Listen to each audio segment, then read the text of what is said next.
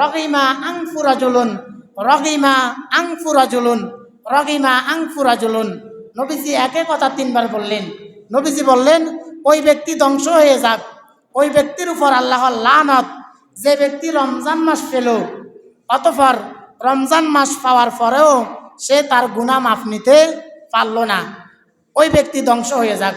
অর্থাৎ হাদিসের মধ্যে একে কথা নবীজি 3 বার বললেন, রগিমা আনফু রাজুলুন, রগিমা আনফু রাজুলুন, রগিমা আনফু রাজুলুন। ওই ব্যক্তি ধ্বংস হয়ে যাক, ওই ব্যক্তির প্রতি আল্লাহর লানত, যে ব্যক্তি রমজান মাস পেল অতঃপর রমজান মাস পাওয়ার পরেও সে তার গুনাহ মাফ নিতে পারল না।